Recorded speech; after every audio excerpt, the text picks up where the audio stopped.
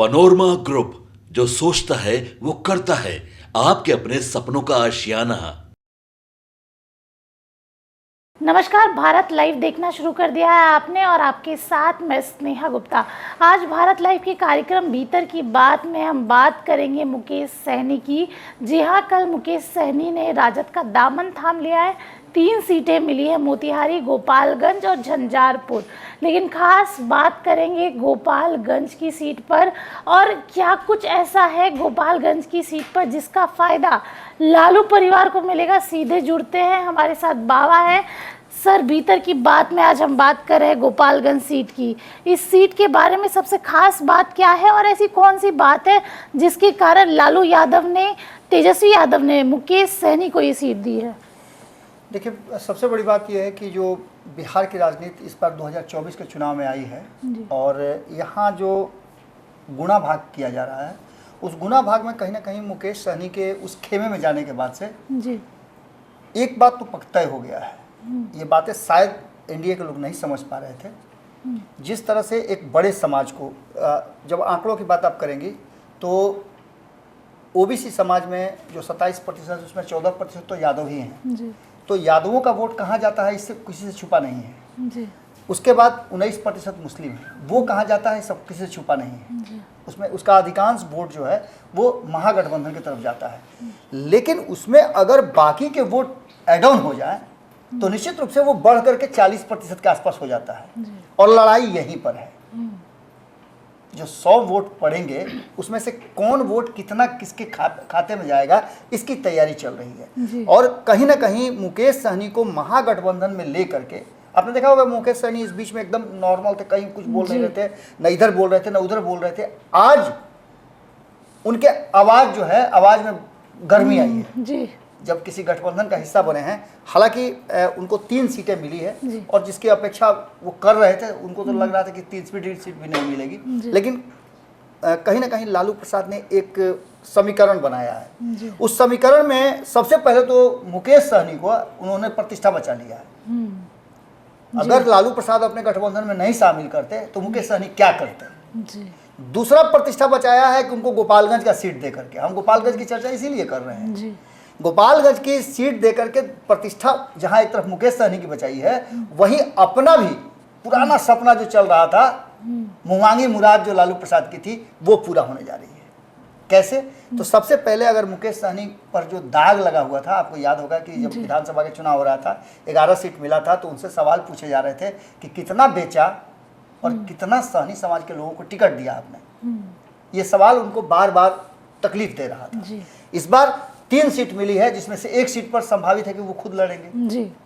तो एक तो सहनी वाला मैटर खत्म।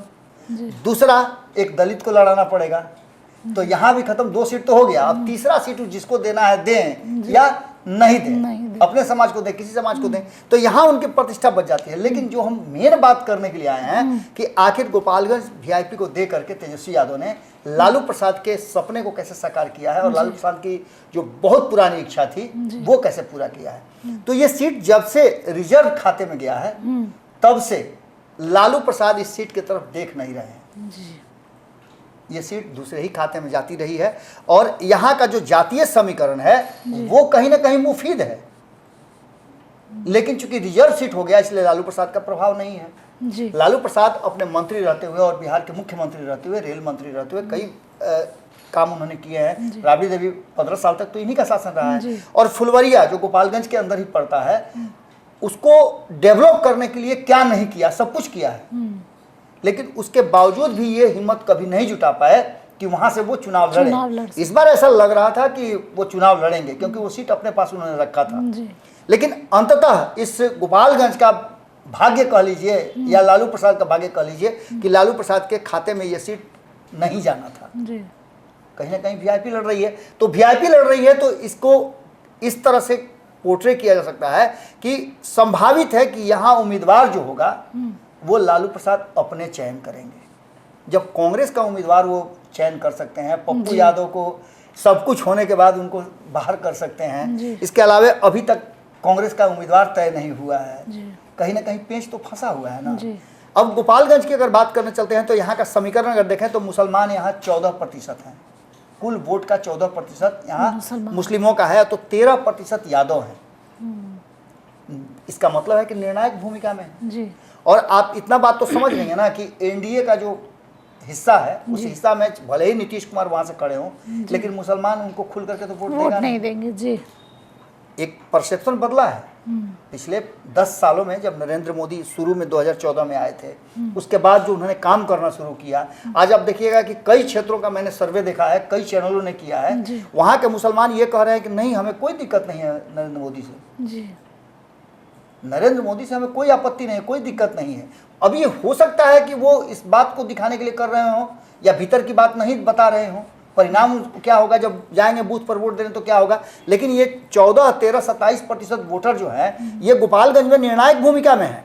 इसमें अगर आप जोड़ लेते हैं मुकेश सहनी का वोट, तो मुकेश सहनी का वोट भी कहीं ऐसा कोई भी ऐसा क्षेत्र नहीं है 40 में से जहां 1 लाख 1.5 लाख से कम वोट हो। तो उस वोट को भी आप 3%, 2%, 4% जोड़ सकती हैं। इसलिए कि अगर देखा जाए तो 20 लाख के आसपास अमूमन एक मतदाता होते हैं। जी। 1 लाख का वोट आने का मतलब आप समझ ही नहीं है। इसके अलावा अगर निर्णायक भूमिका की बात करें तो यहाँ हमेशा, भले ही ये रिजर्व सीट है, लेकिन निर्णायक भूमिका यहाँ ब्राह्मण यानी भूरा बाल जिसको लालू प्रसाद कह रहे थे वही करते हैं। और लालू प्रसाद के अपने क्षेत्र में ये भूरा बाल हमेशा निर्णायक भूमिका में रहा है। जी। कभी साधु यादव भी यहाँ से जीते थे, जो लालू प्रसाद और राबड़ी देवी के रिश्तेदार हैं, राबड़ी देवी के भाई हैं, और उनके बारे में बहुत सारी बातें कही जाती है। पहले वही सरकार चलाया करते थे, क्या होता था वो अलग बात है। और इसी बात को लेकर के आपने देखा होगा कि सारे मुद्दों को एक तरफ रख दीजिए, और प्रधानमंत्री नरेंद्र मोदी ने खुद इस बात को कहा है और खुद नीतीश कुमार दोहरा रहे हैं कि 2005 से पहले का बिहार कैसा था।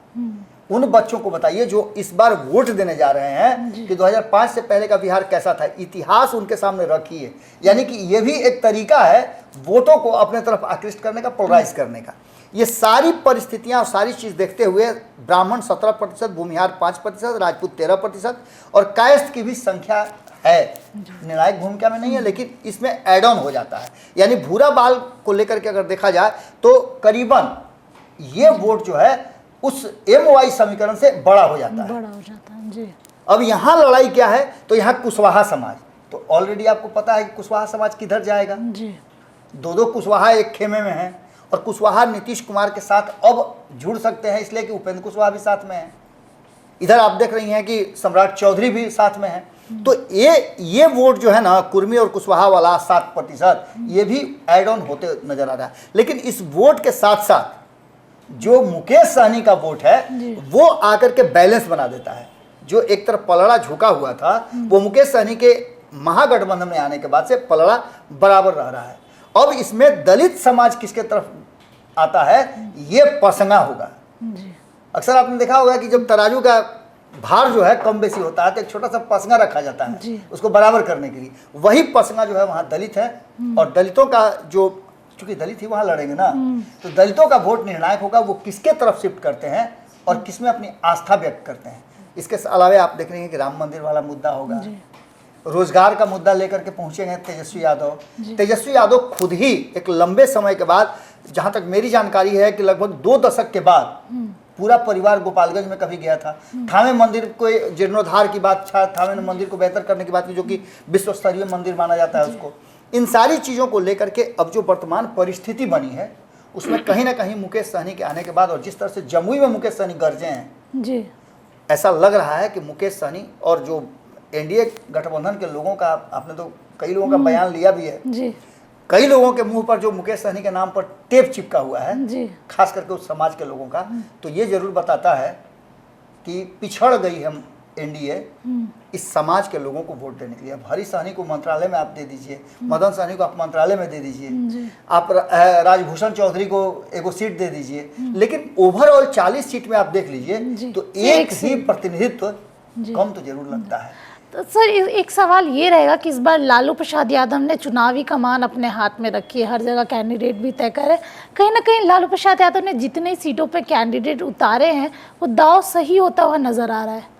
देखिए, लालू प्रसाद मजे हुए खिलाड़ी हैं जी, और एक तरफ जहां वो अच्छी तरह से जानते हैं कि नीतीश कुमार की स्ट्रेटजी क्या हो सकती है। आपको याद होगा 2022 में जब तेजस्वी यादव के साथ उनका टाई अप हो रहा था तो काफ़ी नाराज थे वो एक ही शर्त रखे थे कि अगर मुख्यमंत्री बनाता है तो साथ में रहो, नहीं तो नहीं। जगदानंद सिंह ने क्या किया था वो भी आपको याद होगा। लंबे समय तक वो ऑफिस से ही गायब हो गए थे। बाद में बहुत मान मनोबल समझाया गया कि भाई आ जाइए, चाहे जैसे भी हो चलाना होगा। इन सारी बातों के साथ साथ जब जब लालू प्रसाद चुनावी रणनीति में, राजनीति में अपना पदार्पण रखे हैं या अपनी स्ट्रेटजी बना करके चलते रहे हैं, तब तब आपने देखा होगा राष्ट्रीय जनता दल फ्रेम में रही है। 2019 में लालू प्रसाद को किनारा कर दिया गया था, उसका रिजल्ट सबके सामने है। तो तेजस्वी यादव की चुप्पी ये बता रही है कि लालू प्रसाद जो कर रहे हैं, चाहे अनचाहे उनको एक्सेप्ट करना पड़ेगा, क्योंकि उनके पास कोई विकल्प नहीं है। शून्य पर हैं वो, और लालू प्रसाद की स्ट्रेटजी चली तो वो शून्य अंक में बदल सकता है। ये सबसे बड़ी बात है। तो देखिए, भीतर की बात में आज हम चर्चा कर रहे थे मुकेश सहनी की, और किस तरीके से लालू यादव और तेजस्वी यादव की अगर हम बात करें, महागठबंधन का हिस्सा बन चुके हैं मुकेश सहनी, और राजद का दामन थाम लिया है, और लालू यादव की जो मन की मुराद थी वो अब मुकेश सहनी के जरिए पूरी होगी। आपको ये कार्यक्रम कैसा लगा आप कमेंट सेक्शन में जरूर बता सकते हैं। तब तक के लिए बहुत बहुत धन्यवाद। पनोरमा ग्रुप, जो सोचता है वो करता है। अगर ये वीडियो पसंद आई और वह बिहार के राजनीति और बिहारियत से सरोकार रखेनी तो सब्सक्राइब बटन दबा के चैनल के सब्सक्राइब कर ली। ओजे एगो घंटी बा, ओकरा बटन दबा देला से कुल सटीक और मारक खबर रुआ मुफ्त में मिल जाई। अगर रुआ पत्रकारिता के हमनी के नया प्रयोग में सहयोग कर चाहतानी तो ज्वाइन बटन दबा दी। पेटीएम नंबर नोट कर ली 9386816700। धन्यवाद।